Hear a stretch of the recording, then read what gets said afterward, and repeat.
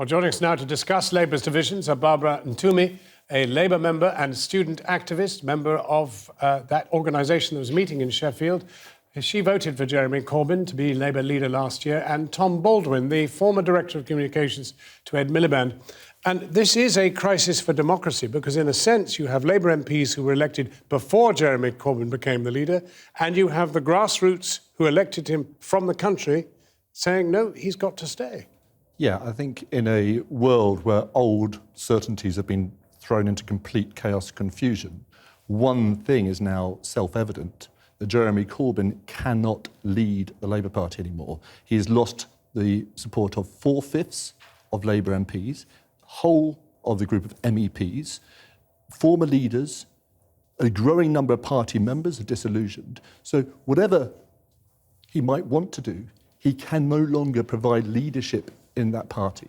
Right. Well, I mean, how do you deal with that? I completely disagree. I mean, Jeremy struggled to get on the ballot. So from the get-go, PLP were never really that keen on supporting him anyway. So I'm not surprised that they've waited to take the EU referendum as an opportunity to undermine his leadership. It's fair enough to have grievances. I mean, it's ridiculous because Labour has spent a lot of years campaigning, saying controls on immigration, etc., etc. Is it a surprise that people have voted to leave the EU? Actually, under Jeremy's leadership, we're saying no, that actually that is not the key issue. It's austerity that is the key issue. And actually, we can win a lot of people that voted to leave over. And actually, we're spending a lot of time looking inwards as opposed to looking outwards, which is a lot of what these MPs have said for years, that we need to look outwards. Yet, in the key opportunity to look outwards, the party's been looking inwards, and that's just completely wrong.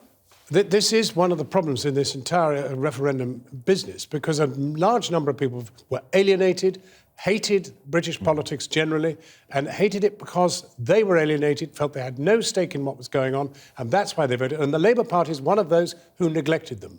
I think that's right. And at this point of national crisis, this is sort of possibly the deepest and longest crisis we're going to face in the country since the Second World War.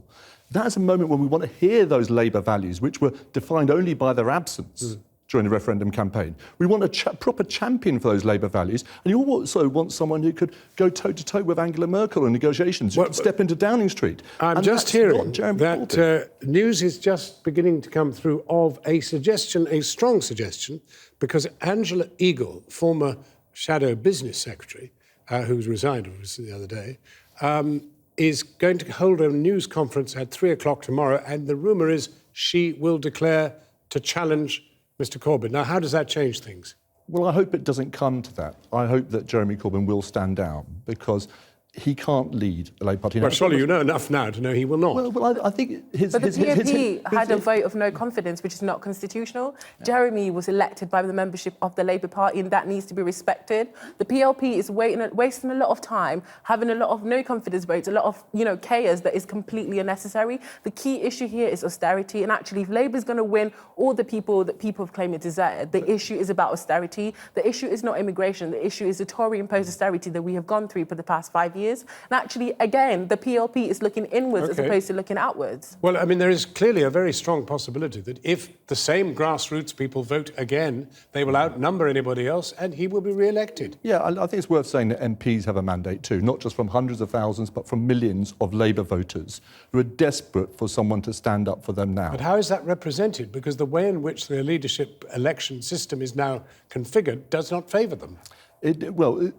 I believe that many people are joining the Labour Party now because they actually want a change of leadership, not just for the party, but for the country. It's such a big moment for this. And to be sort of burying ourselves in a rule book, as you are, I'm afraid, it's just not appropriate. We've got to talk about what's right for Britain now, and it's a terrible moment of crisis. Well, what about what's right for the alienated? That is, in fact, what Jeremy Corbyn is about. As I said before, going around the country, people felt alienated and they were voting against the government and against the Labour Party for neglecting them, for leaving them in austerity, for allowing cuts. Well, that's why we need a proper champion of Labour values.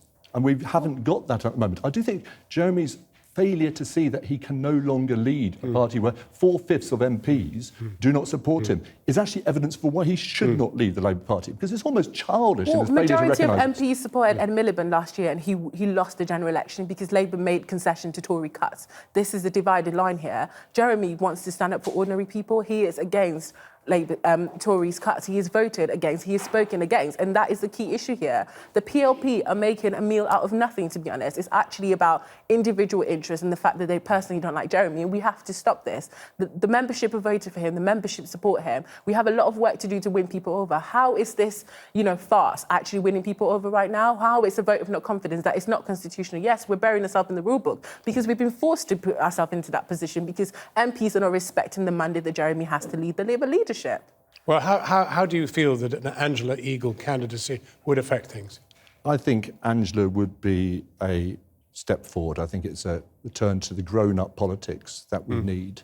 It's a return to someone who can properly unite the party and champion Labour values and be a possible Prime Minister, because no one sees Jeremy Corbyn. Let me pause you for a moment, because in London there is John McDonnell, who is the greatest ally that Mr Corbyn has, meeting with students here in central London.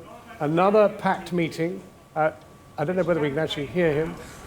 No, he's not good enough audio, but the whole idea is basically to represent that there are grassroots meeting around the country, from Sheffield to London. It could be trouble for the Labour Party if these people, in fact, simply re-elect Jeremy Corbyn. What do you do then? Well, I think that's why Jeremy, holed up in the bunker in Normanshire South or wherever he is tonight, just needs to think about what's right for the country, what's right for the party, and what's right for the values that he holds so dear. Because it would be tragic if the Labour Party splits over. Labour's approval ratings have gone up since the referendum. Since Jeremy has been Labour leader, his ratings have gone up and up and up. It's crazy that you keep citing a lot of evidence and ignoring the overwhelming evidence that supports Jeremy and his leadership. It's OK if you don't agree with someone, but to actually throw your toys out of the pram and have this big kerfuffle when we're actually in a key place where Labour can be making the case for why people want to leave the EU, why austerity is hitting people hard. The issue is not immigration, it's austerity. The Tories have lied about immigration, and that's what the key issue is. People aren't throwing their toys out of the pram. With someone like Ed Miliband, very reluctantly, comes forward today to say that Jeremy's got to go. He will have done that with a huge amount of agonising. He will not have done it lightly, and it's to do with the future of the party and the country. And that's what matters most now. We're going to have to pause it there. Tom Baldwin and Barbara Ntumy, thank you both very warmly for coming in. Cathy.